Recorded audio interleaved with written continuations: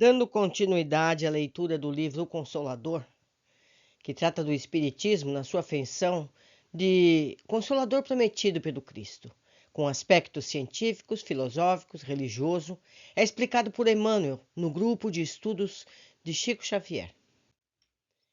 Hoje vamos falar da física. Os itens serão: execução das leis físicas, bases convencionais, conhecimentos atuais da física, a física e a existência de Deus, as noções do homem, ou seja, do ser humano, o éter, a física e o plano da evolução, substância, lei de equilíbrio, lei de fluidos, leis de gravitação, teledinamismo nas relações entre os dois planos, compreensão do magnetismo.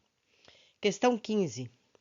Existem espíritos especialmente encarregados da execução das leis físicas no planeta terrestre?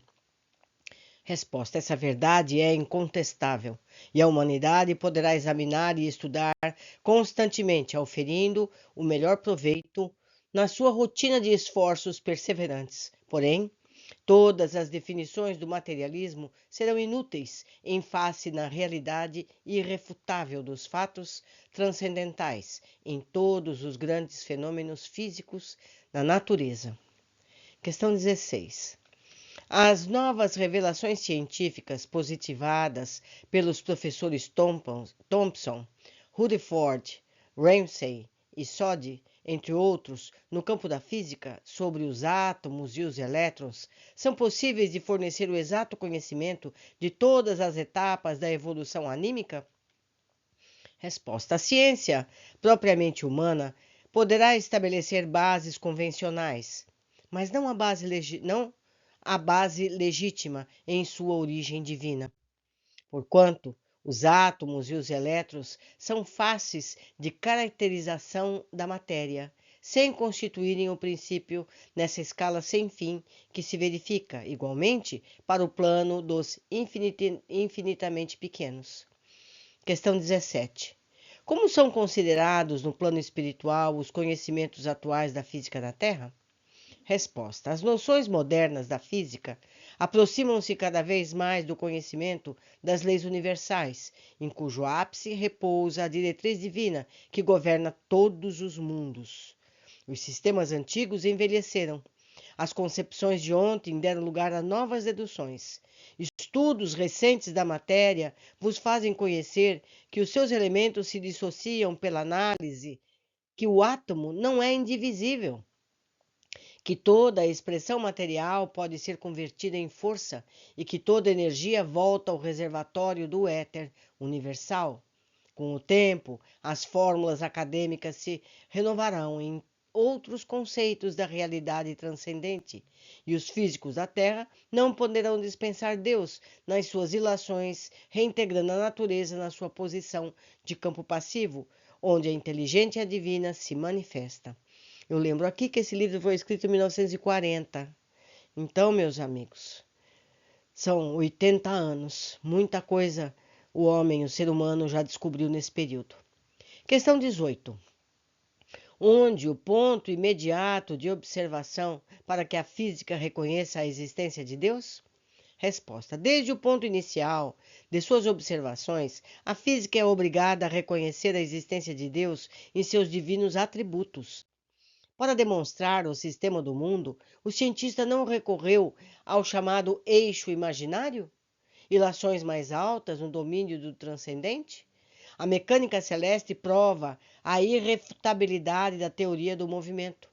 O planeta move-se na imensidade. A matéria vibra nas suas mais diversificadas expressões.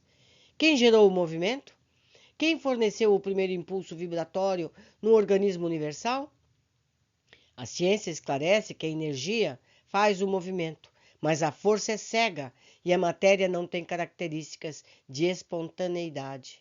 Só na inteligência divina encontramos a origem de toda a coordenação, de todo o equilíbrio, razão pela qual, nas suas questões mais íntimas, a física da Terra não poderá prescindir da lógica com Deus. Questão 19. As noções de física conhecidas pelos homens, ou seja, pelos seres humanos, são definições reais ou definitivas?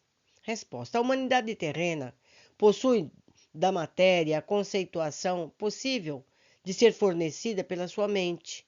Compreende-se que o aspecto real do mundo não é aquele que os seus olhos mortais podem abranger, porquanto as percepções humanas estão condicionadas ao plano sensorial, sem que se consiga ultrapassar o domínio de determinadas vibrações. Mergulhadas nas vibrações pesadas dos círculos da carne, as criaturas têm notícias muito imperfeitas do universo, em razão da exiguidade dos seus pobres 5 sentidos. É por isso que a humanidade terrena terá sempre um limite nas suas observações da matéria.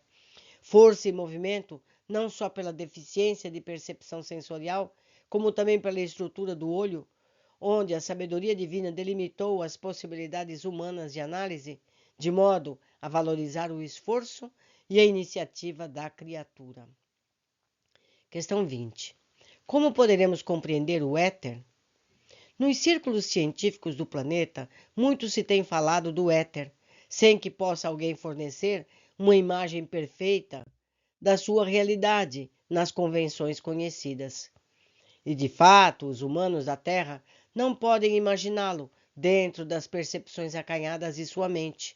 Por nossa vez, não poderemos proporcionar a vós outros uma noção mais avançada, em vista da ausência de termos de analogia. Se, como desencarnados, começamos a examiná-lo na sua essência profunda, para os encarnados da Terra, o éter é quase uma abstração. De qualquer modo, porém, busquemos entendê-lo como fluido sagrado da vida, que se encontra em todo o cosmo, fluido essencial do universo, que em todas as direções, o veículo do pensamento divino. Questão 21.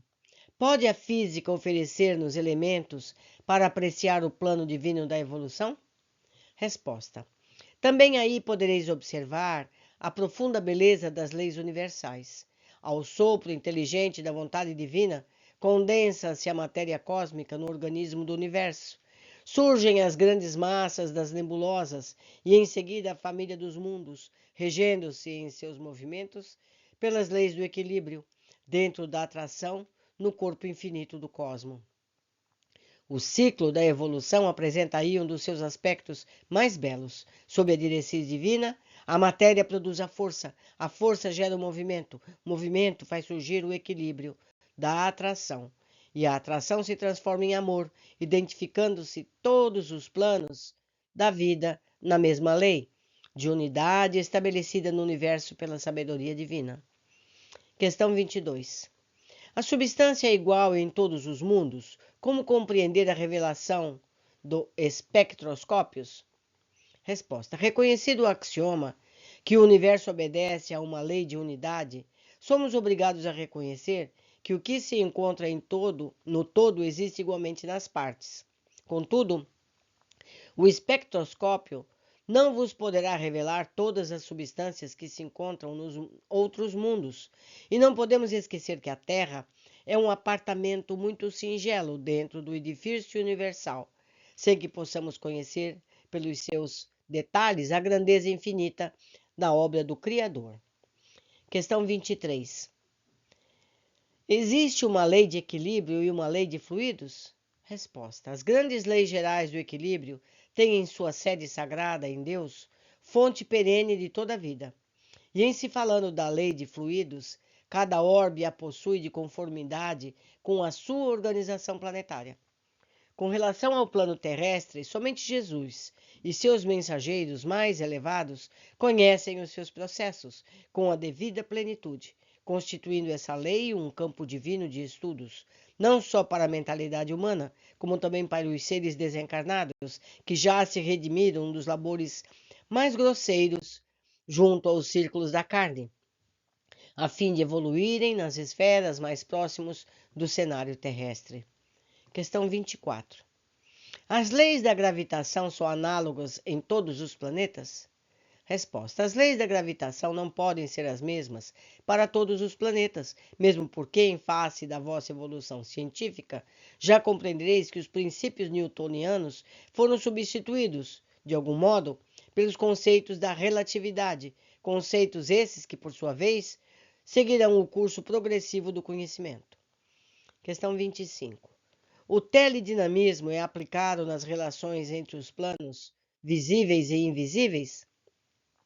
Resposta. Sendo o teledinamismo a ação de forças que atuam à distância, cumpre-nos esclarecer que no fenômeno das comunicações, muitas vezes entram em jogo as ações teledinâmicas, imprescindíveis a certas expressões de mediunismo.